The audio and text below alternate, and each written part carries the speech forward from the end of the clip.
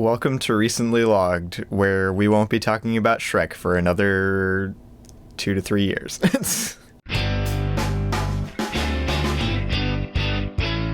Death to Shrek. Death to Shrek? No. Burn the series. Burn. What about Shrek 2, Micah? I don't know, but it's weird that a fifth movie is happening, especially after seeing this one. It really is. Okay, so when we first sat down to watch this week's movie, Shrek Forever After, which was like a few hours ago that we sat down. Right, it honestly was. I thought by the title Forever After that it would be like, you know, the ending to the series, and then it was the ending to the series. Much better ending than Shrek the Third. Oh yes, definitely. But it's so weird that Shrek 5, It Ain't Ogre or whatever is coming out.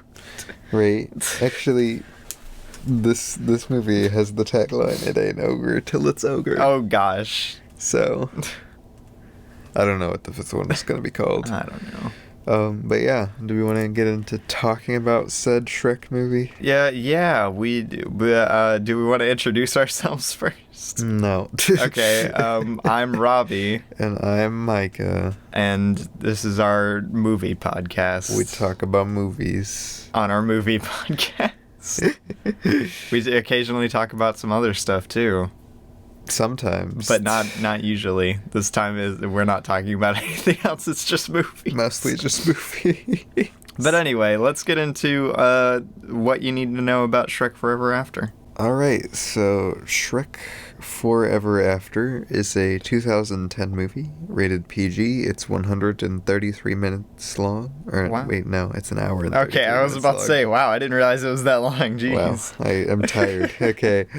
The description is Rumpelstiltskin tricks a midlife crisis-burdened Shrek into allowing himself to be erased from existence and cast into a dark alternate timeline where Rumpelstiltskin rules supreme. That's such a weird premise. Right? The cast, of course, consists of Mike Myers, Cameron Diaz, Eddie Murphy, Antonio Banderas, Julie Andrews, John Hamm, John Cleese, and a lot of other people. A lot of other people named John. Right? There's a lot of Johns. It was directed by Mike Mitchell. Indeed. And it was written by Josh Klausner, Darren. Cool last name. Lemke? I don't know. William Steig. Cool last name. I was about to say he wrote the book it was based on. Oh yeah. And I think it won one award. It won a Saturn Award for Best Animated Film, but that's the only award it won. Good. I'm glad this won something. Jeez. I just realized, Michael, when you said the title at the beginning of this, when you said Shrek Forever After, is it supposed to be like that? Is it supposed to be like a 4? Like forever? Yeah, because it's the fourth movie, Robbie. That would be crazy. It's like Shrek the Third. Shrek Forever After. Okay, but like what? How did I never realize this? Until just now, Shrek Forever After. What? You never realized? No, I just thought it was Shrek Forever After. Yeah, Shrek Forever After. Oh my gosh. It's a play on words. Is that intentional? Yes. Interesting fact about the director of this, though. He has some interesting directing credits. He actually has quite a few movies that I like. He directed Lego Movie 2, the second part. Yeah. Sky High. Which I like. Trolls. Which I like. And Chipwrecked. Which I despise with every fiber of my being. Exactly. His movies range from weird to horrible. I mean, at least, like, he kind of has a consistent direction for, like, between, like, Lego Movie 2 and Trolls. They're pretty similar in, like, general style and vibe, so. Yeah, I guess. But yeah, that's what you needed to know about Shrek Forever After. If you knew nothing about it, it's the fourth film in the Shrek series, which we're going through right now on Recently Logged. Could have been the fourth and final. Should have been the fourth and final. You don't want another runaround with Shrek, Micah? I would gladly take it. It's probably going to be really weird, right? I mean, maybe. Like, I can't imagine it's gonna be good. I We're like in like the third generation Shrek memes. I was about to say we're in like post Shrek era. Right? Like, Shrek has become wholly its own thing on the internet. I don't know how the fifth one's gonna be. I have high hopes though. What if we get another Shrek 2, Micah? I mean, well, I don't think it's gonna happen, but Then again, we could also get another Shrek the Third. Right, that's more what I feel is gonna happen. But anyway, let's get into our opening thoughts about this week's movie, Shrek Forever After. Shrek Forever After. Oh my god. All right, so Micah. Yes. What did you think of the film that we just watched, Shrek Forever After? I actually liked it. It's really weird. This only has like a point higher average than Shrek the Third on Letterboxd. And Shrek the Third's pretty darn hated. And I really felt like this got back to like it was really like just a whole movie about like fixing a lot of what happened in Shrek the Third. Yeah. Like, granted, it was not nearly as much as of a comedy as any other Shrek movie. Even especially Shrek the Third, since Shrek the Third pretty much devolved into just like jokes every 5 seconds. Yeah, I was about to say it was just trying to be funny and failing spectacularly. In this movie, and I really like that it does this, it doesn't like especially try to be funny. Like, yes, there are jokes, quite a few jokes, and they are funny most of the time. Yeah. But it's pretty like serious and pretty focused on the drama and relationship stuff in this movie, way more than any other Shrek movie. And I actually really liked that. I felt like it got back to more of what like Shrek needs to be before it's a comedy. It needs to actually be a good story. And, you had chemistry between characters that you felt like you just completely lost their chemistry in Shrek the Third.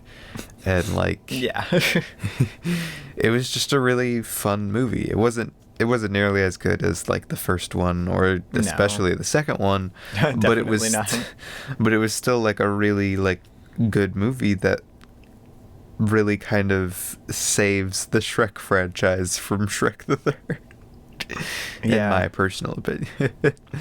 I mean, it's interesting to view it through the lens of like, please save the franchise from Shrek the Third. But it is kind of what it does, right? With the whole like midlife crisis alternate timeline thing. It's actually a pretty brilliant stroke on the screenwriter's part, right? In my eyes, anyway. But yeah, no, I mean, I essentially agree with what you said. I'm just so glad that. More so than Shrek the Third, which, I mean, like, Shrek the Third doesn't do this at all. It actually values how Shrek and the main characters actually, like, feel. And, like, the actual emotion in the story, it actually values that. Which Shrek the Third doesn't at all. It just tries to play everything for a joke. Which sucks. Yeah, I mean, like we talked about last Shrek episode, like even with like the King Harold dying sequence, exactly. Where it's literally all jokes for no reason. But it was just, I feel like that's why this one feels like such a return to form for the Shrek franchise. Even though it's not as good as the first two movies, it still feels like that original magic Shrek had, because it actually cares about its characters this time. Yeah. And it actually feels like they put a lot of thoughts into the gags and jokes in this one. They're actually like really funny. Yeah, and you get like stuff like Shrek and Donkey having to like meet again, and a lot of like interesting stuff like even the Fiona and Shrek falling in love again sequence. Like, I think stuff like that is really cool and a good way to get you back to that feeling of Shrek, because in Shrek the Third, everything is literally just, it's stupid. It's jokes. It's just, it doesn't matter. Nothing matters. I feel like I'm losing my mind when I'm watching Shrek the Third. Shrek the Third feels like you're watching Shrek, but you're on a drug trip or something. Whereas Shrek Forever After actually finally feels like it's slowing down. It's taking it.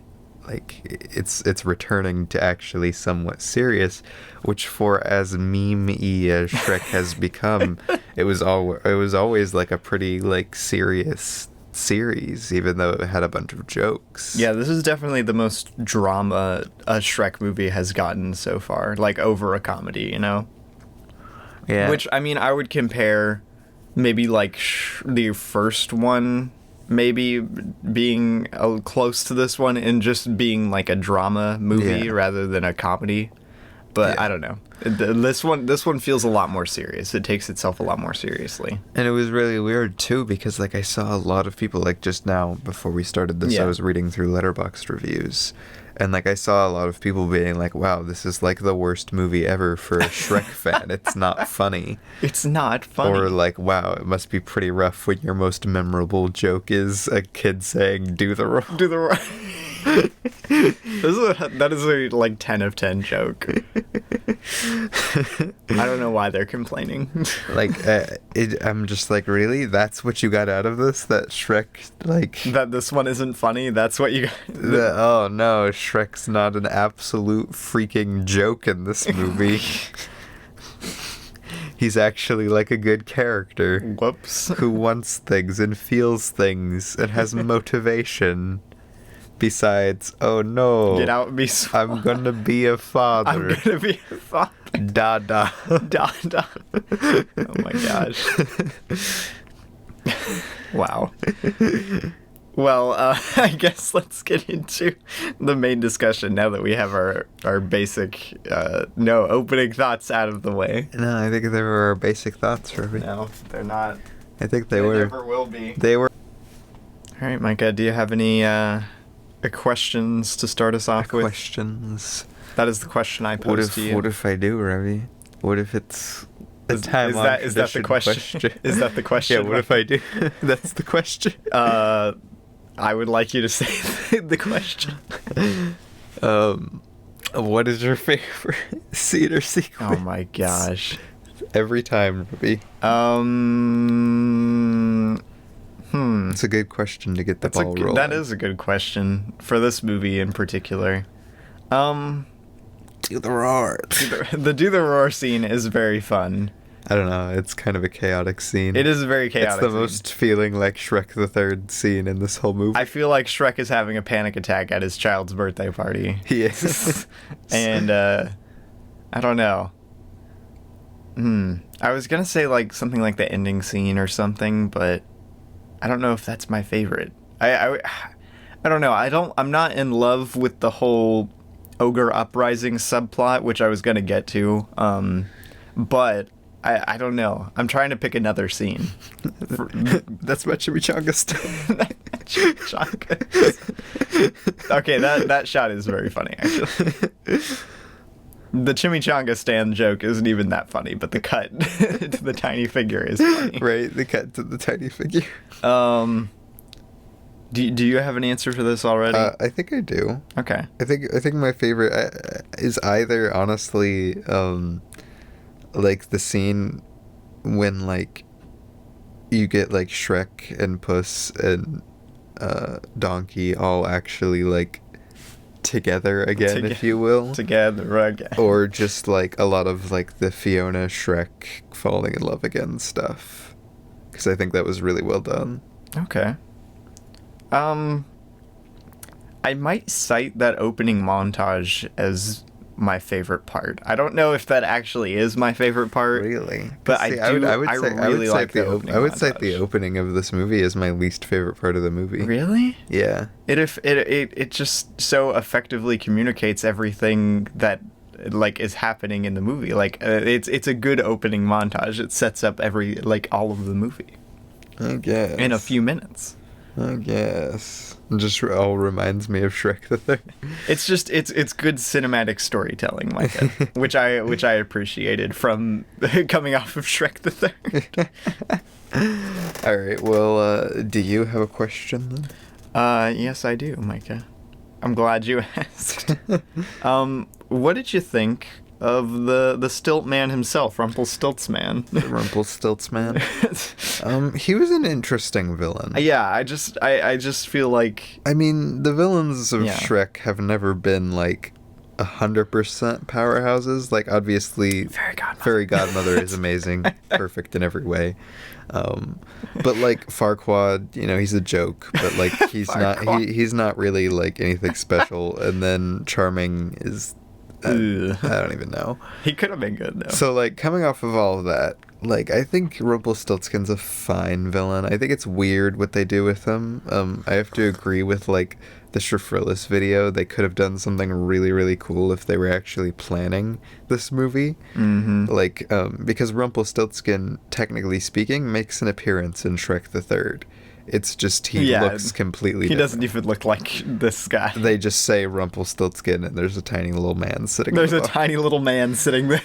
And Shifrillis, pretty good YouTuber. Shifrillis Productions, yeah. He said in his Shrek Forever After video, it would be really cool if they would have like taken Rumpelstiltskin and like had him make a deal with Charming, like or at least have him talk with Charming in like the third one, just like a quick scene setting him up as like this big series villain, actually making him kind of like, because like in this movie he just kind of pops in and he's like, no, my entire kingdom was taken away from me, and we're like, who is this guy? Who is this man? And he's like, meh. And like it's just kind of he's just like slightly underwhelming for me. That is true. He's not a bad villain. He's got an interesting plot, an interesting motivation, and all that. And like he's only slightly annoying, but he's just overall a little underwhelming. Yeah, I admired how they tried to tie it back to like Shrek 2 era of Shrek, but right, they tried to pull the Shrek 2 and kind of like all tying it back to the beginning of the series. Yeah. I admired that. I just wish he was a little more thematically connected to Shrek in this. Which, I mean, I would love for all movie villains to just be, like, thematically connected to their counterparts, you know? You know what bothers me about Rumpelstiltskin? Huh. He's such an unintimidating villain to the point that, like, I don't even understand why all the witches work for him. That's a great question. Like, the only reason nobody's literally just walking in there and saying no is because he's got an army of witches who he treats horribly. I know, right? Surprised there hasn't been a witch uprising yet. Right, like he melted one of the witches just like straight up, just because. And then I mean, it was pretty funny. It was a funny joke that they used it for. Yeah. But like, why is there no witch uprising? I mean, that's a good point. I mean, yeah. Like, and that's what I'm saying about him being kind of underwhelming. He's such overall an unintimidating force. That's true. He's got a really good plan, but like, what does he do? He doesn't have any real thematic tie into the character, like you were saying. Yeah. And then he doesn't really have any physical threat against the character. And it's just really weird. Especially being that, like, when Shrek was like revealed to be dying, like at the end of the day, it feels really weird, like that they spend the entire time trying to capture Shrek, when I feel like, I mean, I guess with the whole Fiona thing, but like, I feel like you would just naturally assume that they wouldn't like fall in love that fast again. I mean, they just wanted to be sure, Micah. Yeah, I don't know. It's just weird to me, like. And that's what I'm saying by Rumpelstiltskin feeling kind of underwhelming overall. And it just occurred to me, you could make the connection that Rumpelstiltskin believes he lost everything that belonged to him, which happens to Shrek, but like that's grasping at straws here for a connection between them. He thinks he lost everything that he deserved, but they both have that same desperation. Whereas to them. Shrek lost everything that he already had. Yeah. And it's kind of weird. Yeah, no, that's I was just like, okay, let me try and back up this claim that they're not connected at all, but like that's really the only similarity between the two of them. Yeah. I just remembered this though. The weirdest part about the Rumpelstiltskin story, and probably about this movie in general, in my opinion, is the fact that the king and queen made a deal with Rumpelstiltskin to free Fiona's curse. I know, right? And then it doesn't. And then it doesn't work. Like it blips them out of existence, but then she, like, in this alternate timeline where Shrek never It's so existed and weird. they signed the contract, Like, why Fiona wouldn't, is still cursed. why wouldn't she just not be cursed now and then they lost their kingdom? That's it. Like, why wouldn't that be Like, the it case? just doesn't make sense why she still turns human. That's honestly, I think, the biggest, like, plot critique I have for this movie, which, I mean, who cares at the end of the day? It doesn't Yeah, really it's change just anything. really, it's like, it's weird. It you is know? weird, yeah. Like, why? What? Why? But then again, Micah, that Rumpelstiltskin is quite a tricky one. Who knows what he put in the contract? But why would he care? Especially if he was planning to enslave I know, all right? ogres anyway. I know. Yeah, no, it's weird. That's honestly, like, seems like the biggest screenwriting oversight in this movie, which is good, because it's not very major. Yeah. What do you think about the fact that, like, there's a bunch of ogres in this movie, whereas we never saw know. a single other ogre besides, like, Fiona and Shrek? It's so weird. Like, where have all these ogres been? But I mean, like, obviously they would probably rally together, given, like, what's happening in the alternate universe. But, like, it is kind of odd that we see them now, and we haven't, like, ever seen another one before. Yeah. To my knowledge, anyway. No, we don't. Not even in, like, because, like, Shrek never has, like, a flashback Yeah. to his childhood or anything. And, like, obviously there are other ogres in universe I mean, that they've mentioned we've before. seen baby ogre. Yeah, baby ogres. But, like, we haven't seen, Yeah, like, yeah. this big community of ogres. And what I think was really weird, really, was The that ogre community. at the end, like, when they Uh-huh. fix everything, like, Shrek somehow gets all of the ogres there. Yeah, what's up with that? Like, it's just I a don't really know. odd decision. I mean, who cares, really? Because, like, yeah, like you said, the rebellion kind of subplot is really, like, weird. I mean, they needed something for everyone to be, like, rallying around and for Fiona to care about Yeah. more than Shrek, you know? Yeah, they definitely needed her to have something. And I that don't she'd think done it's a with the time. bad solution to that problem, but I just don't think it's the best solution to that. Well, I don't even think it. Like, I think it's a fine solution. I think it's a good idea. I just don't know how well it was executed Yeah. with all of the other ogres. Because I think Fiona's character is done pretty well throughout. Yeah, no, she's pretty good in this. But, like, all the other ogres are kind of really weirdly done, in my opinion. The other ogres have a very odd energy to them. Right? And, like, for, like, this ogre community, and, like, that's just a weird concept. I thought ogres were supposed to be super, like, isolated creatures that liked their privacy. I mean, we've only seen that from Shrek, so who Well, knows? yeah, but I don't know. Like, he talks about that just I being know, how right? ogres Yeah, are, yeah. and then these ogres are all like, they're essentially just like humans, like fighting in a They're just green rebellion. humans. That's all they are. Yeah. So I don't know. It was just like, it's just weird, you know. Mm-hmm. And I think that is a lot of this movie, and that's why I don't think it comes nearly as close to like the first movie even. Mm-hmm. Is like a lot of it is not bad. Like you know, Shrek the Third is pretty darn bad. Yeah, Whereas sure. this movie is just really weird. And Yeah. and it gets a lot of that from trying to like do something cool with the plot and trying to kind of get over Shrek the Third. But like it is really weird in its plot. Yeah, I will say a lot of its elements are pretty good, but the ones that aren't good usually aren't bad. They're just kind of odd. Yeah, just like weird choices. Like why? But why exactly? But yeah, no, I get what you're saying. That's a good observation, Micah.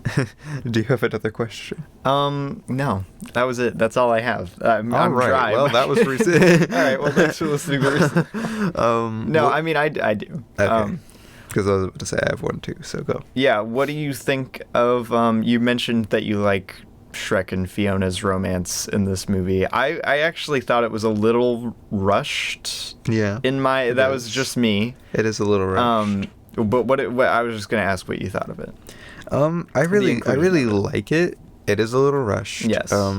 They could have put a little bit more time on it, but I do like that they kind of make sure that at the end of the day, like like that Shrek kind of like I like the progression of Shrek first being like, Fiona, here's a gift basket with the heart-shaped, like he goes from like trying to go for like what his Fiona would like, what she would find sweet, and then by the end actually getting her to fall in love with him by doing the whole free all ogre thing, something that she actually cares. Like, I think that was a really cool plot line instead of doing something really cliche where they like just fall in love. Yeah, no, I was actually going to cite that as a pretty smart move, and it plays into the midlife crisis stuff really well too, like the reignition of the marital spark. Like, and I love the kiss on the bridge scene where it just doesn't work. Yeah, no, it's actually like, I say I don't like it because literally my only problem with it is that it feels like it goes a little too fast. It does. But it's great. It's like, it plays so well into the learning to love your spouse again thing that the whole midlife crisis thing brings up, which I just really like that about this movie. It feels so genuine, like I said, to the characters of the franchise, which after Shrek the Third, it needed oh so desperately. Yeah. I think you could put all of their marital troubles to Shrek the Third. Oh, gosh. Retconning Shrek the Third, the movie. Yeah, no, like, I don't know. I like, yeah, it feels rushed, but at the same time, I do think they hit a lot of really good beats in there. Yeah. I think I like how they kind of like. I think the instances where it feels super rushed, it usually does something to make you like kind of slow down some. Yeah. Like there's that scene where they fought for a while and they seem to get all like the music got all like da da da. And then, like, she just kind of yeeted out of there. And that was before the whole kiss on the bridge thing. So, like... Yeeted out of there, like... I think they do a decent job at balancing it. Yeah, no, but it's not atrocious. They do have very limited time in the movie for an entire romance. Whereas, like, the first Shrek movie, like, the entire thing from the moment Fiona, like, and Shrek are on the screen together is pretty much setting up their romance. Mm-hmm. Yeah. No, yeah, it's just a small thing, but I just really appreciate what they did do in this movie. It was very nice. All right, I got a question. Stop making blanket noise, Mike. What are you doing? Stop. I got a question. Okay. What do you think of what they do with Donkey and Puss in this movie? Because I mentioned that I liked their chemistry, but what do you think of what they actually do with the characters in this movie? That's an interesting question. Right. Donkey feels a little... I don't know. Like, he feels like Donkey, of course. Like, they actually wrote him like kind of like he is in the like something like Shrek 2, not quite like OG Donkey, but yeah. I don't know. It's just really odd. I one thing I wanted to note actually. I think it's kind of odd that like all of Shrek's friends are like right by the palace and everything, like either in the palace or right next to it, you know? Right, like that is actually an interesting point to the fact that fairy tale creatures weren't super popular in even far, far away. Like King Harold being all speciesist, I guess. Like fairy tale creatures weren't that popular. Yeah. And in this far, far away, it seems like they're pretty average to be around, even though if you do take note, like all of them are pretty much kind of like being used for stuff. Well, yeah. Like they're not just there. So that makes some sense, but it is kind of convenient. I just thought it was kind of funny that like all of Shrek's like friends were right there. Yeah, it is kind of convenient that they're all just kind of there in the story, like just literally all of them, even like the pigs and Wolfie. I know, right? That was so weird. I was like, why are the pigs here? What's going on? But I don't know. I think Donkey's character design really bothers me. But like the mangy fur, like I don't know. It's not even just the fur. They do something to his face. His face. And it bothers me. I don't know what it is. They do something to his face, makes him look different. I mean, he has a newer character model in this, obviously. Yeah, if you look at like the picture on the poster too, I'm like, it doesn't even look like Donkey to me. I don't know. Yeah, that donkey doesn't even look like Donkey, you know? But yeah, for me, like, obviously they're not the focus of this movie. Yeah.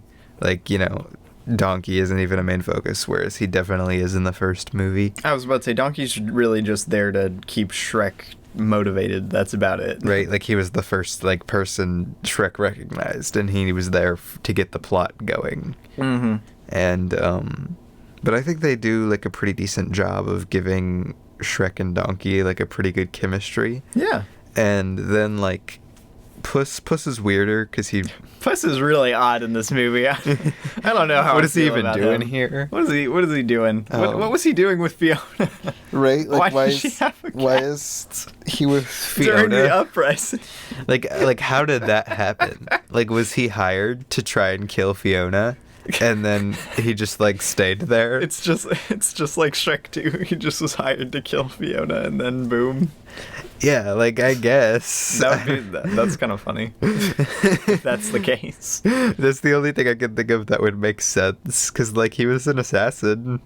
That's what he did. Yeah, I was about to say, the fact that they, like, acknowledged that he was still an assassin in this universe, like, I don't know. It's kind of weird too because he's like probably a significantly better assassin than the Pied Piper, even though the Pied Piper has a way better tool. I was Like about the to say, Pied Piper didn't is do like anything, completely overpowered. What the heck? right? Like he can literally, essentially keep somebody like docile, essentially. Like they're just dancing the whole time, and yet he failed for Somehow he failed. some reason. Because a overweight cat rode a donkey down and crashed into the person he was trying to assassinate. Like, where was his weapon? What was he gonna do? Like, at least Puss had a sword. Yeah, no, it was weird. I don't know. That was a weird part of the story. The Pied Piper. Yeah. But what did I actually think of them? I don't really know. They were there, and their dynamic was written better in this one than they were in Shrek the Third, so I'm happy. Yeah. You know? Not as much Antonio Banderas as I would have liked. Like I wanted Puss to be more. Yeah. Because I really like Puss. Like he's one of my favorite characters in Shrek 2. I really he's like. hilarious I in Shrek really 2. like him in Shrek 2. Like he's hilarious. He's got a cool character design. Yeah. It's Antonio Banderas. Like everything about him in Shrek 2 is really good. And in Shrek the Third, not so much. And then in this one, he's just not in it much. He just doesn't matter that much. Yeah, especially Puss feels like he's just tacked on there just to give Donkey someone to talk to other than Shrek, I guess. Yeah, because like even Donkey has some story relevance, whereas Puss is just there. He really is just hanging out. But yeah, I don't know. I just thought it would be interesting to bring them up since they are like important to the Shrek. The Shrek ethos. The Shrek ethos, yes. Okay. What else did I want to bring up? What did you think of the general like just plot structuring of this movie? Because I think it's like a pretty good screenplay. No, I think it's oddly enough. I think it's like, well done. Yeah. Like, my least favorite part of the whole movie is the beginning, but it does set up well what they're going for. And then the movie never really, it takes its time more than a lot of other Shrek movies, especially Shrek the Third. Yeah. It never really feels slow. Yeah, no, I was about to say, I admire how, not like great the screenplay is, but it's just solid. It's a solid screenplay. Yeah, coming off of like Shrek the Third, which at the end of the day just wasn't a good screenplay. No, yeah, like it was a sucky screenplay. It had good elements here and there that could have made a good screenplay, but it was just not a good screenplay. This one had weird ideas, but it was a solid screenplay. I was about to say, it's really just about a guy having a midlife crisis, enters alternate reality where he doesn't have his family life anymore, and then realizes how wrong he was, and then boom, he's back at the end. Again, the weirdest part of it is the whole ogre uprising part. Yeah, I was about to say the ogre uprising feels kind of like I said, they needed to give them it needed something to be do. there, but it is kind of weird. Yeah, I mean, it was a good solution to their problem, And but it makes not the best. It makes sense in universe, Yeah. like in the alternate universe, If the ogres actually came together. Yeah, and everything. exactly. I mean, it makes sense. It like I don't know why it feels so odd.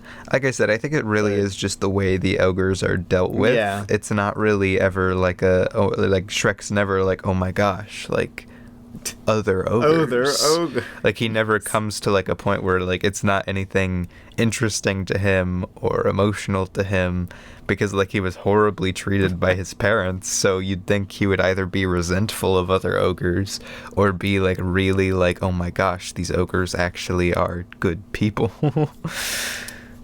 Yeah. So like it feels very weird from a Shrek standpoint because it feels like Shrek has no emotional value or any stakes at all into this group of ogres, into a group of his own kind that like he just doesn't even acknowledge really. Yeah. Maybe that's why it feels so odd. I was gonna bring up Micah. There's another Mike Myers contract movie that's just about as good as this one, if you can even believe it.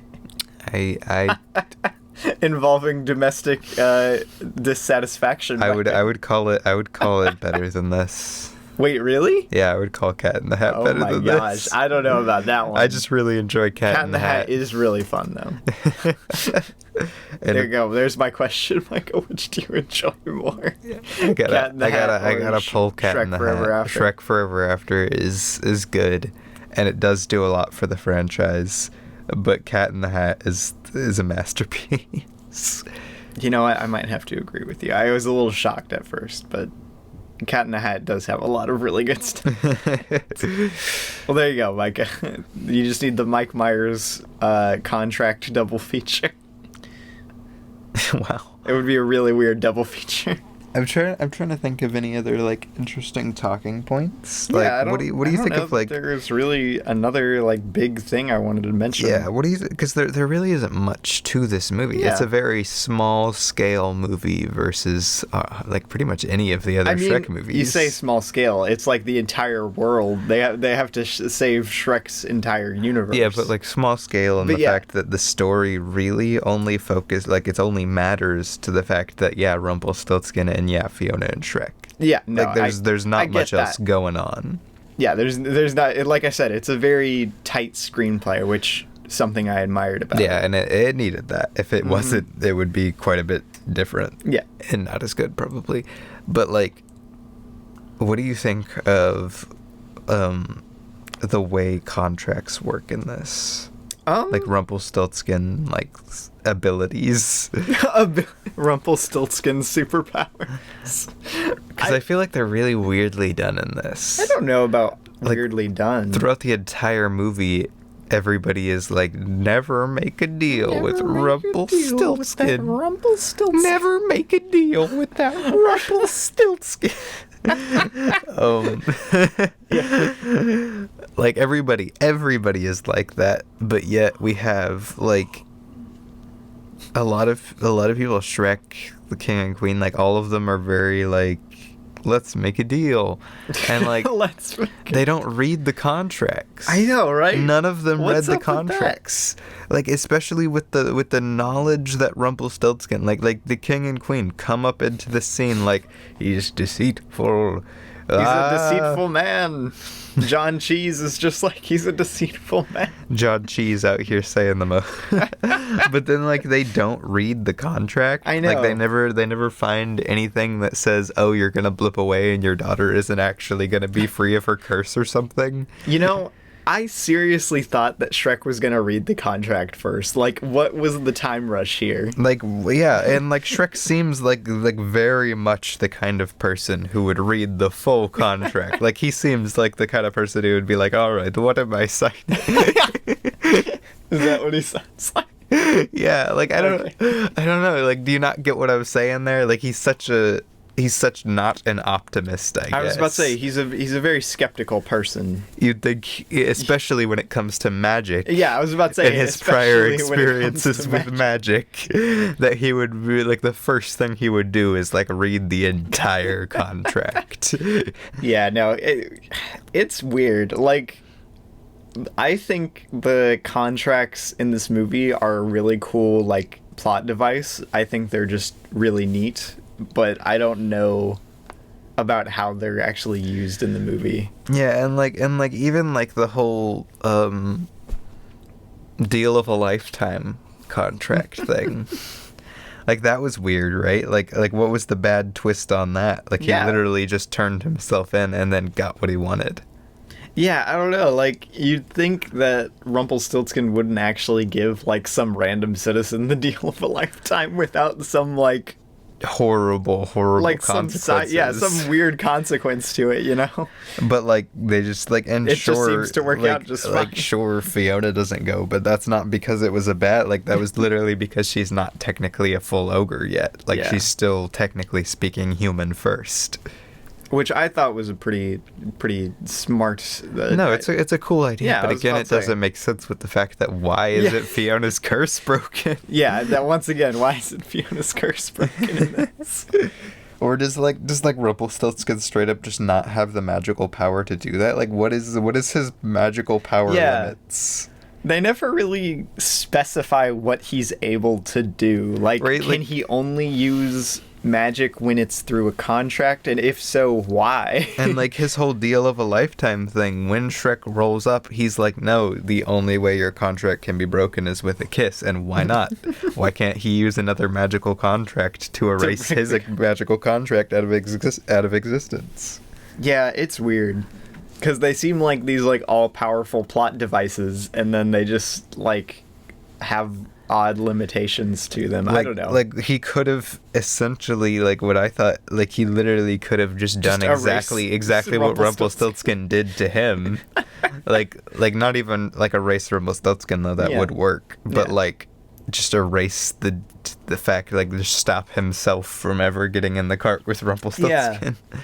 Obviously his character would be like still like it wouldn't have grown. Like that's the whole weird thing about this and stories like this is when there seems to be like a weird like easy plot way of getting out of something, but at the same time like the character needs to go through this. So it just gives like this really weird feeling like, oh, why couldn't they just do that? But at the same time, like, I mean, I have a feeling it's kind of like the anime problem where they just introduced an element that's just way too powerful, so they have to give these odd reasons. They have to give these odd reasons why you can't just use it to fix everything. Yeah. No, yeah, that's a common problem in like fantasy stuff in general. Yeah. Fantasy sci-fi, just like inventing something that's so ultra powerful that then you have to like give some dumb reason that you can't use it, or make everybody else just as overly powerful. Yeah, no, that's a good point though. That hadn't occurred to me, but yeah, that is a little sloppy, I think. Yeah, I just and that plays more into me feeling like while Rumpelstiltskin isn't a bad villain, that he is just definitely much more of an underwhelming, like, weird villain. Oh yeah, no, even compared to Farquaad, I think. Yeah, Farquaad even feels a little more imposing than this guy. Right, which is weird to think about because like Farquaad is literally just a short dude. What's up with Rumpelstiltskin's character design? What is up with Rumpelstiltskin's character design? I had to design the cover art for this episode, so I stared at Rumpelstiltskin's face for like 2 hours, and I was not happy about it. Everybody in the Letterboxd reviews said he looks like Shane Dawson. Oh my god. Oh my gosh, without the wig on, he looks like Shane. He does look like Shane Dawson. That's not good. This is not good. This is not good. Save me. I take it back. Shrek Forever After is terrible. It's an awful movie.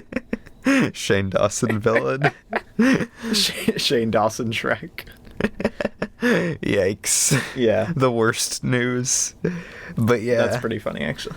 But Yeah, no, I really don't think there's odd. too much more to cover because Yeah. like I said, this is a very concise movie, and it very weirdly deals with everything in Shrek.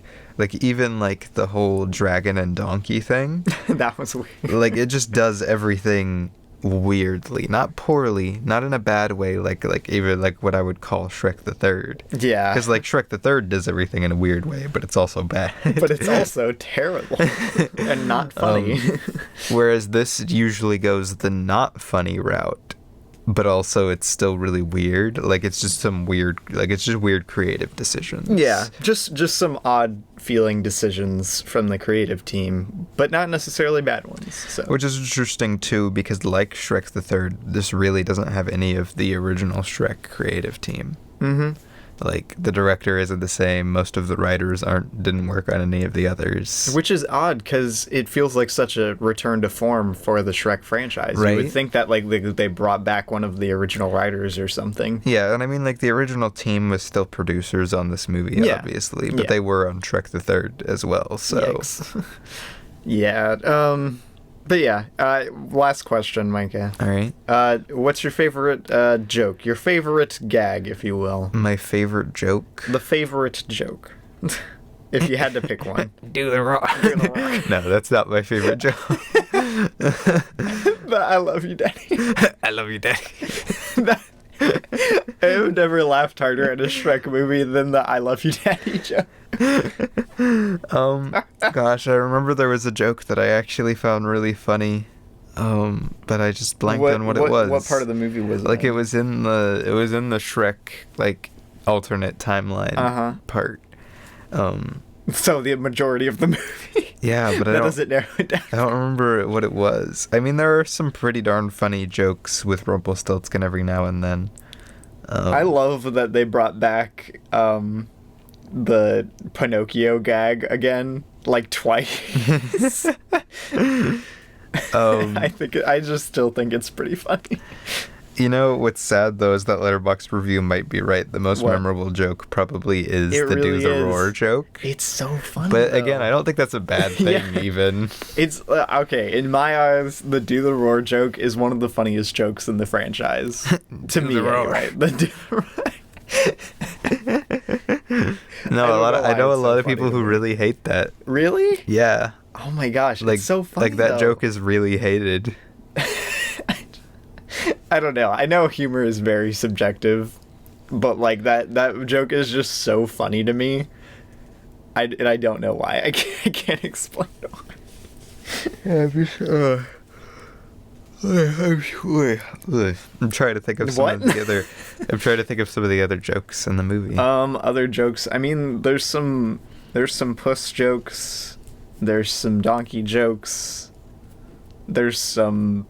I don't know. Weren't the three blind mice in this for like 5 seconds? No, I don't remember them being Maybe in it. there were just random mice. Yeah, there were just some random mice. There were just some random. The "I'll eat you later" joke was funny with Puss. That was pretty. Oh my gosh, that actually was really funny. I forgot about that. Like and that's the thing about Puss and Donkey. I didn't really mention that as much. They don't have as many just jokes. Yeah. They're very much more like they're funny characters still, but they don't just have like there's not a whole lot of time dedicated to just like giving them jokes. Yeah, which in like Shrek 2, they're like veritable joke machines. Right? Like almost every line out of them is like a joke in Shrek 2. Shrek is the only one who like, I mean, not the only one, obviously they like have some emotional stake in the story, but like Does Puss in Boots? I don't think I so. don't think so. I don't think he ever has any emotional investment in anything in the Shrek franchise, and I think that plays so much into his character. That's why he's your favorite character, Micah. Well, Antonio Banderas is the reason he's my favorite character. But yeah. Well, there you go. Yeah, let's wrap this up. Let's get into our closing thoughts. All right, so Micah, if you Do the roar. do the roar. Oh my god. If you had to sum up your Do the thoughts about Shrek Forever After, what would you say, Micah? What would you tell the people if someone walked up to you on the street I and would said, say What do you think? I would say do the roll. I would say that Shrek Forever After is probably seriously underrated when it comes to the Shrek franchise. Legitimately. Like, yes. actually underrated when it comes to the Shrek franchise. Because I know a lot of people who really hate this movie. Like, a lot of people I know gave this movie, like, 1 star. And that's crazy. That's just wild to me. I don't get it. Like, I don't get the concept that this movie is poor. Like, how, especially from people like, even like Karsten, like, who, like, you know, they review movies. And, like, how you gotta at least be able to see the merit of the fact that this is a much better screenplay than Shrek the Third. But I mean, Micah, Shrek the Third has a downright awful screenplay. Yeah, I don't know. Like, this just feels so solid. The emotions hit. Yeah. The comedy, for how little there is in it, is really funny. Like, Yeah, I laughed I was about to at say, the jokes that are in it. it's actually really funny. Like, quite a bit. Like, there aren't that many, like, they're just straight up aren't that many jokes overall in the movie. But they are pretty funny most of the time. Yeah. Even though Rumpelstiltskin is a weird inclusion in the movie, he still is an interesting villain to watch. Mm-hmm. Like, at the end of the day, this is just an interesting, He has a nice emotional, cool movie that, like, really does interesting things for the franchise, especially coming off of Shrek the Third. Yeah. And it feels like you could go from this movie to the first Shrek movie without too much of a jarring effect. Yeah. Whereas even Shrek's, like, Shrek 2 is quite a bit more jarring. Yeah, it's a from pretty Shrek to big Shrek 2. departure. Yeah. This feels like it starts to get back to, at its very core, what Shrek always was. Before it was a meme, before it was even as jokey as it is in Shrek 2, because Shrek 2 is a lot more of a comedy than the first Oh my god, Shrek. Shrek 2 is literally just a straight comedy. And Shrek 2 is like a great movie. It's a great my favorite comedy. Shrek movie. It's one of my favorite comedies, actually. But, like, it is much different from the first Shrek. And at the end of the day, I feel like this one literally just gets back to the first movie. Yeah. It doesn't have that strong of an overall villain, which I wouldn't call Farquaad that strong of an overall villain. He's mostly a joke. But what it does have is it has Shrek and Donkey, and even Puss. Puss is here. He's there. They have chemistry, they have friendship, and then you have Fiona, and you have an interesting dramatic take on their relationship. Mm-hmm. And I love that. It's not as good, but it is much better than Shrek the Third. Well, there you go. I gave it 3.5 stars. If I had to sum up my thoughts, I like Micah said, this is one of the few movies where I would actually call it a little underrated, which I don't like using that because, like, what is that relative to, you know, like, who's underrating it? Yeah, but I feel like this is a bad Rotten Tomatoes score. It has a bad Letterboxd score. Yeah, what's up with that? Like, I don't get how people can't see the inherent, like, just even on a cinematic level, merit that this movie has going for it. It's just a really solid movie. Like, I don't know. Like, sure, it's not as funny as something like Shrek 2 or anything like that, but, like, I don't know. I just don't get not liking this movie. It's got a really solid emotional core to it, and I feel like that's essential to any Shrek movie being good, or just, I mean, most movies in general.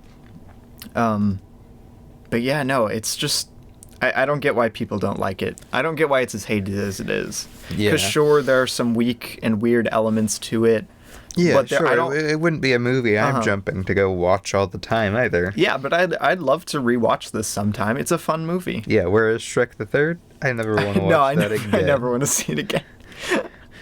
Oh my god. You play that, I'm yeeting out of a window. Hopefully very low to the ground, Micah. Don't want to hurt yourself. We don't care how high up Oh it my god. Okay. Well, but yeah, I also gave it a 7 out of 10, 3.5. Good, solid movie. Not great, solid. So at the end of the day, now that we're done with the Shrek End franchise, of the day, baby. Since we didn't do this before, and we did this with all of our other big, of course, all the other ones we did were much bigger. Yeah, they're much larger franchises than Shrek. Because we did Mission Impossible and Harry Potter.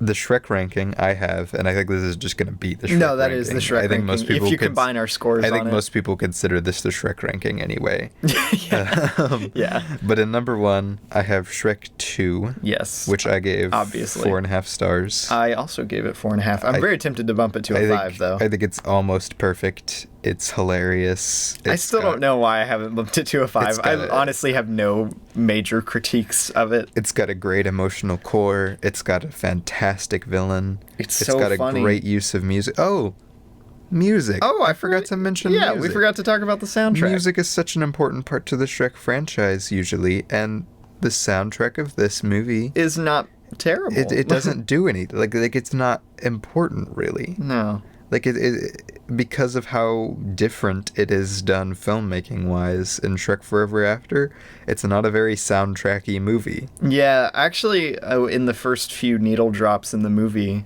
I actually thought, like, this is kind of weird in this movie, right? Like, yeah, anyway. It feels like they shouldn't be there. But anyway, like that's not super important. I just forgot to mention that. Yeah, we forgot to mention that. But yeah, Shrek 2, practically perfect in every way.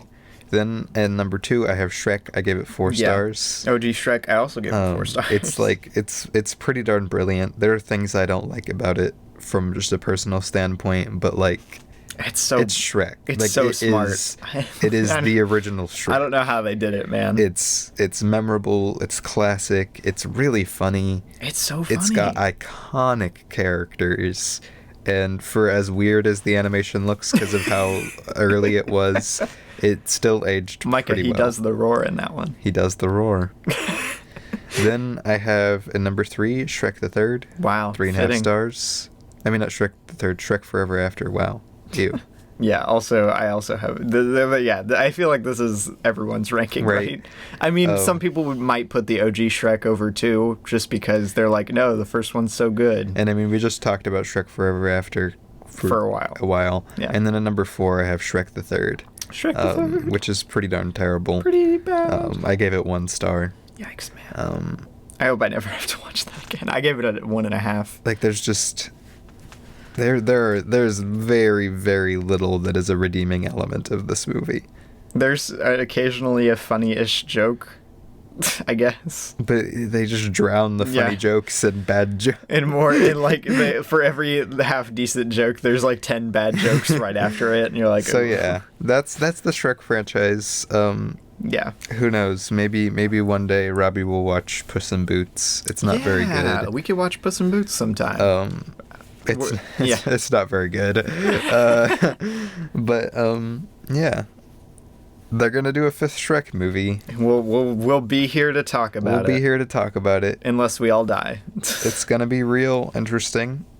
From how great Shrek 5 is. Not from any other reason. I really very curious to see what they do, because I do really think, for as weird as Shrek Forever After is, it is a really good ending to the franchise. Yeah. But, you know, and it bothers me too that the description of this says a soft reboot of the Shrek franchise. And if they decide to go full, we're gonna do a bunch of Shrek movies. The sequel quadrilogy. I'm gonna cry. It gets picked up by Disney. It becomes a sequel quadrilogy. I'm gonna cry, and it's probably gonna be really bad. Shrek 9. Yeah. Let's go, baby. So yeah, I don't know if you want to do closing thoughts now. I just thought we'd go for the ranking. Oh, I already did. We already did. Oh, right, we did. Yeah, I'm like, dude, what are you talking about? Right. I'm stupid. Okay. But yeah. It was because we brought up the music. I forgot we did closing thoughts. Let's go into our final segment for this episode. Yeah, our What We Watched segment. What we watched. Which we've watched a lot. All right. So, for those of you who don't know, the What We Watched segment is just a small little ending segment where we talk about what we've watched over the last week since the podcast. We just give brief little things. My chair's so squeaky.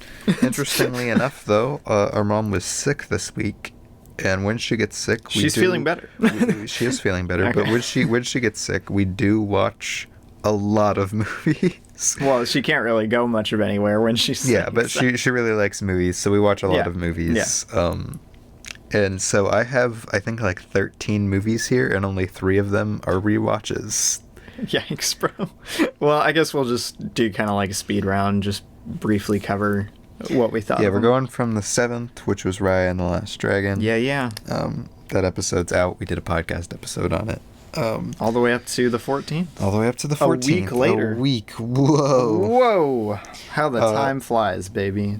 Did we talk about these two on the 7th? Those were after we recorded the podcast. Those were after we recorded, yeah. Yeah. All right, so on the 7th, we watched The Interpreter. 2005 with Sean Penn and Nicole Kidman. Nicole Kidman still scares me. As she should. And, you know, it was fine. Yeah, I didn't like it at all, really. I was working while we watched it. Yeah, it was competent at best from what I saw, but I would like you said, I was working on stuff. I gave it 3 stars just because, like, I don't know, there wasn't anything aggressively terrible in it. I gave it a 2.5. I thought Sean Penn and Nicole Kidman actually had pretty decent chemistry. But I don't know. That was about it. There wasn't much going for it. Yeah, everything seemed kind of mid to me. I don't know. But then we turned on Animal Crackers. Hey, you know, Animal Crackers is not as bad as I was expecting. It was pretty darn terrible. Okay. I gave it 1.5 stars. That's like your opinion. That's like your opinion or something. So I actually gave it 2 stars. I did not like John Krasinski or Emily Blunt voicing the main characters. John Krasinski's kind of, it feels like just a lazy cash grab casting. Emily Blunt was actually pretty good. They must have spent their entire budget on this cast. Every single character is voiced by some big name actor. It's not even funny. Patrick Warburton is in this though. He's great. Sir Ian McKellen trained to actually sing. Like he went through training to where he could sing songs in this movie. Oh gosh. And that's kind of sad. Good on him for singing, but I mean, his opening number, I kind of liked. I really didn't like his opening number. I don't know. I think it is a deeply flawed movie, but I think it's actually pretty fun. The universe makes absolutely zero sense. The universe makes no sense at all. And I thought, I don't know, I just thought it was a very weak sauce movie. It is weak sauce. But I mean, I would never watch it again. It is not the worst animated kids movie I've ever seen. Its poster is pretty darn good. Yeah, its poster is pretty cool. I said it's surprisingly not the worst film I've seen that stars Ian McKellen. Wow. Then on the 8th, we watched Sinbad, Legend of the Seven Seas, one of the 2D DreamWorks movies. 2D DreamWorks movie. I really love this movie. It gets a pretty bad rep. Does it? Yeah. People don't like this? People don't like this. Oh my gosh, all the people I follow don't like it. I really like Sinbad. I don't know what to tell you. I think it's good. It's a really well done movie. It's a solid movie. Like the casting in it. I really like the atmosphere. The animation's cool. The bad guy's cool. It's got animated Brad Pitt. What more do you want? Right? Go watch Breadsword's video on it. I haven't watched Breadsword's video yet, so... It's very, very good. Well, there you go. I gave Sinbad 4 stars. Very nice, very nice. After that, I watched Circle, the 2015 movie. What did you give Sinbad? Oh, I gave Sinbad a 4. I feel like that's what it deserves, really. But yeah, after that, I watched the 2015 film Circle, which I had been wanting to see for a long time. And it's got such a freaking good set piece. It obviously, they didn't have a great budget for this, a very big budget. And you can tell with a lot of the actors, they had to get a really big ensemble cast. And you can tell a lot of them are not experienced actors. Yeah. But honestly, I really liked it. It was a little underwhelming, and not every element of it was handled as well as I wish it was. This had the potential to be 12 Angry Men levels of great. Yeah. And it does capture some of that energy, but it's just pretty weak, and a lot of the performances are pretty bad. 12 Angry Men, but weak sauce. 12 Angry Men, but sci-fi and weak sauce. All right. I gave it a 3.5. On the 8th, we also watched Howl's Moving Castle. Wow. We were going to show it to our dad because he read the book. He finished reading the book. But then he fell asleep. And then he fell asleep. Which, I mean, this is a very easy film to fall asleep And besides, it was late. Like, Yeah. I was really surprised when he suggested we turned it on. Yeah, it was for real. pretty late, and like this is like like it's so atmospheric, and the music is so relaxing. I was about to say, this is one of the most easy to fall asleep like to this is Ghibli such movies. this is such a relaxing movie to watch. I'm not surprised he fell asleep, but like, I love. honestly, I think Totoro is the only film that comes close, like this close to just being like, okay, I'm gonna fall asleep. In a good way. Yeah, no, not a bad way. Like, it's just like, it's like sitting in a hot tub. Yeah. You're like, It's very relaxing. I could fall asleep right now. I love Howl's Moving Castle. It's one of my favorite Ghibli movies. It's pretty darn perfect. It has some pacing problems, but really that's about it. I feel like this is the only Ghibli movie where Miyazaki's direction doesn't click as well as it should, and I feel like that's really what's holding it back for being great for me. But like, it's still really good. I don't know. I gave it a 4 out of 5. I gave it a 4.5. I don't love it, but that dream sequence in it is so good. So great. Hit us with the DuckTales. Oh yeah, when I actually watched this after we watched Circle. I forgot to log it, which says a lot about the movie itself. I had never seen anything from the OG DuckTales. Like, I'd only seen the show, the newer show, and I watched DuckTales, the movie Treasure of the Lost Map, and it was pretty mid, bro. Launchpad isn't funny in this. Sad times. Sad times. And Scrooge is mean. But I gave it a 3. The animation looked really good. Red Sword's gonna come beat you up. For what? The OG DuckTale hate? He loves the OG DuckTales. I don't know about the movie specifically. Yeah, I but was he about to loves say, OG DuckTales. I've never seen the show, so I can't possibly comment, but this lacks some of the chemistry that the... And it's kind of racist. Yeah, a little bit. A lot. I only walked in for a second, and I was like, "What the What the heck is going on?" Yeah, no, I wasn't crazy about it.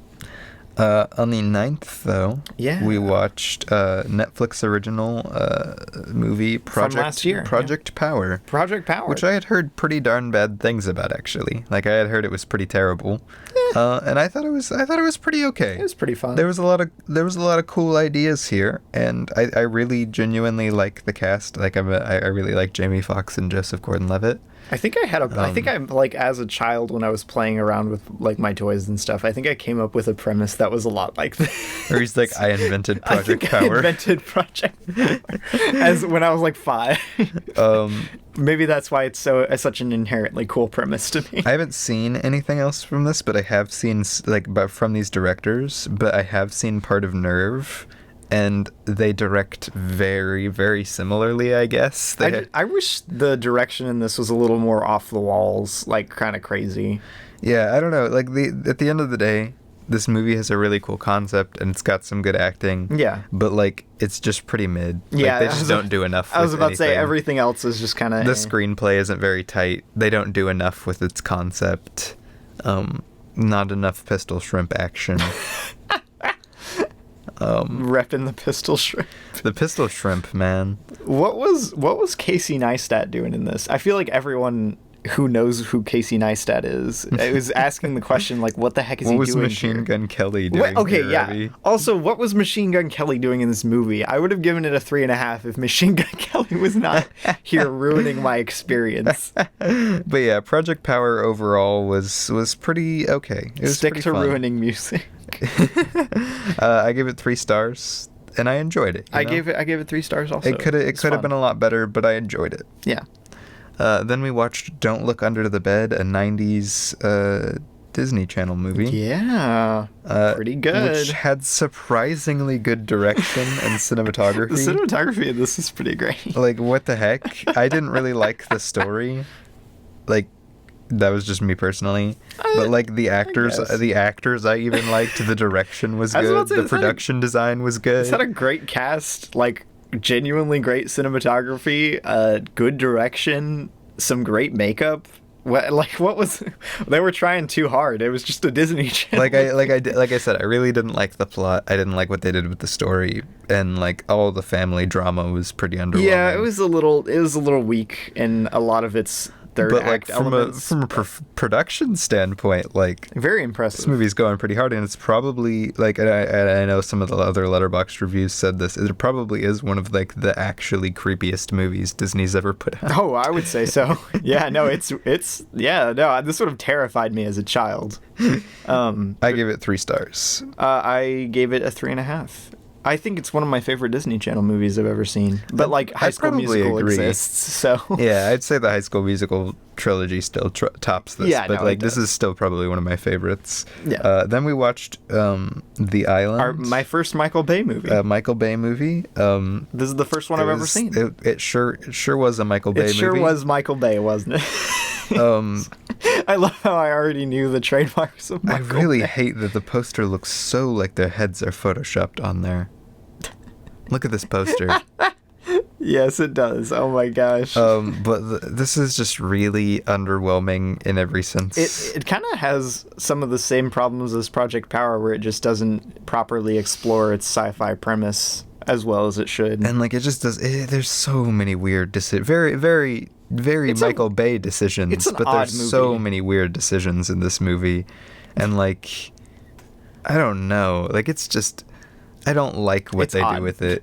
It's like Minority Report, but kind of bad. Yeah, like I even really like the cast. Like I really like Ewan McGregor and Sean Bean and Steve Buscemi and even kind of Scarlett I Johansson. was about to say not Scarlett Johansson, But like, it just it's weird. it's not a good movie at the end of the day, in my opinion. I think it's pretty all right. I gave it 2.5, but like, I don't know. I don't know.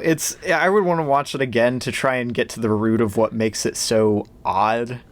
Yeah, I But, don't know. like- But at the same time, it's really long, and Yeah. like I don't want to watch it again. Yeah, it is really long, or at least it felt really long. I still love the beginning of my review for this, though. I was like, is it sure is a good thing that Scarlett Johansson is pretty, otherwise they would have all been doomed. I was about to say the entirety of the clones would have been just doomed.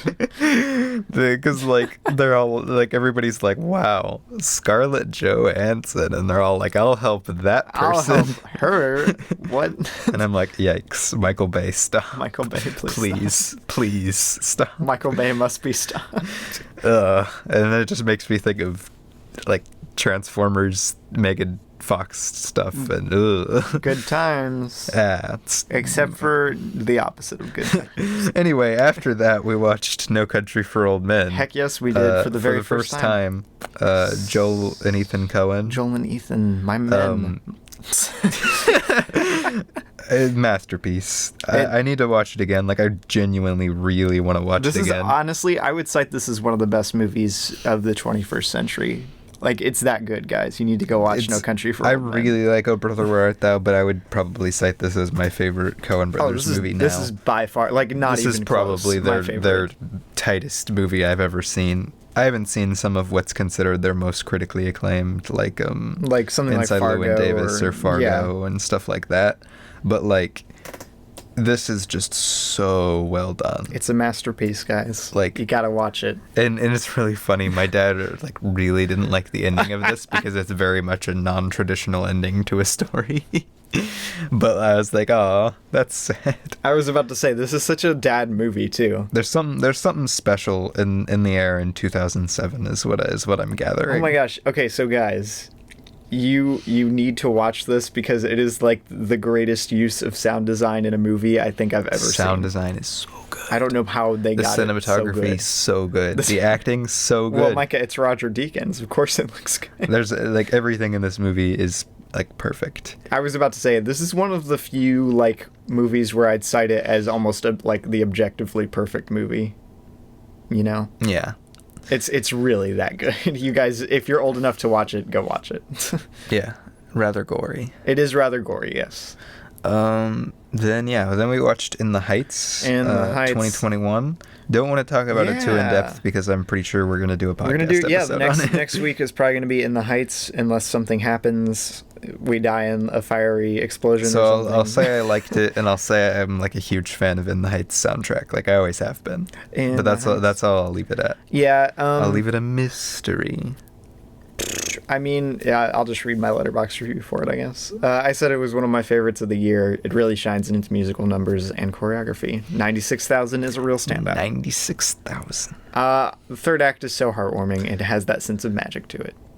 Anyway, Good stuff. we've gone like 20 minutes on what we watched. It's fine. We only have a few left. On the 12th, we watched. Oh, right, you watched Stop Making Sense. Oh, yeah, I watched Stop Making Sense for the 10th time, which means it's now tied with Fantastic Mr. Fox for my most logged movie on Letterboxd. That's nice. On the 12th, we watched Don Verdeen. Don Verdeen. Another Jared Hess movie. Jared director Hess. of Napoleon Dynamite and Nacho Libre. Yeah. Both movies I like quite a bit. They're both good. But this movie was not. This movie was not good. It's just really, it's so sloppy. It's not that funny. Nope. There's not enough comedy, like good comedy, for it to be a good comedy, and there's not enough interesting drama for it to be a good drama. And it really weirdly balances its comedy and drama, and like, it's just not funny. How do you say his name? Is it, like, I always forget how to say it. Is it Jermaine? I have no idea how to say his name. I think it's Jermaine. Jermaine, that makes the most sense, actually. Jermaine Clement.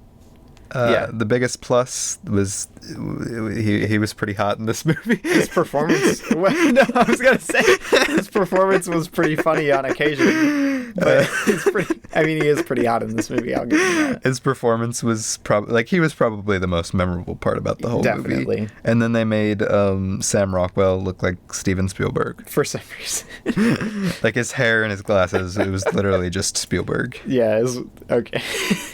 Yeah. No, you could do a whole episode on Don Verdeen. There's a lot of terribleness there. Yeah, but at the same time, I don't really ever want to watch it again. Yeah, no, I don't really want to watch it again. I gave it 2 stars. I also gave it 2 stars. Then on the 12th, that night, we watched Source Code, Jake Gyllenhaal. With Jake Gyllenhaal.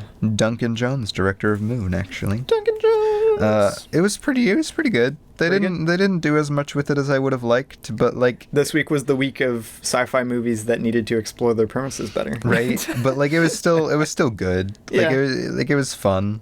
It was enjoyable, but like, it wasn't really much more. Like, that's my thing with it. Like, I gave it 3.5, and I think it's a pretty darn 3.5 movie. Yeah, I honestly was a little tempted to give it a 3, but I gave it a 3.5. It's kind of fun. I don't know.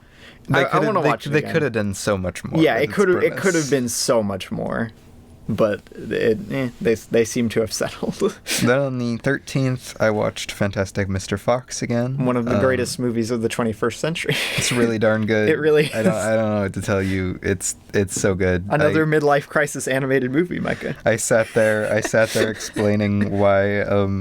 I sat there explaining to my girlfriend why, because Micah. Noah Baumbach is here, that the dialogue is so much better than in Moonrise Kingdom and Isle of Dogs. That Noah Baumbach, Wes Anderson screenwriting team, they need to work together more often. That's all I'm saying. But yeah, it was really good. I mean, it's always really good. We've done a podcast episode on it. Yeah, you should go listen to the episode. It's good stuff. I think this was my 8th time logging it. Heck, but I might watch it after you leave. I've probably seen it more times than that. It's just like You said 8th? 8th, yeah. It's really darn good. It is really good. And then yesterday, the 14th. We watched Shrek Forever After. What? Crazy. And yeah, that was what we watched. That was a lot of new movies. Yeah. No Country for Old Men was really, really good. Yeah, that was the highlight. So at the end of the day, give Shrek Forever After a rewatch. Give it your full attention. Give it the benefit of the doubt. Go watch In the Heights. It's good. It's on HBO. It is, yeah. Get ready for our next episode. Yeah. Go watch No Country for Old Men. It's also on HBO. Whoa. It's a masterpiece. Heyo. Go watch Fantastic Mr. Fox. Go watch Sinbad. Oh my God. Go watch Howl's Moving Castle. And have a good week. Yeah. Yeah. Do the wrong.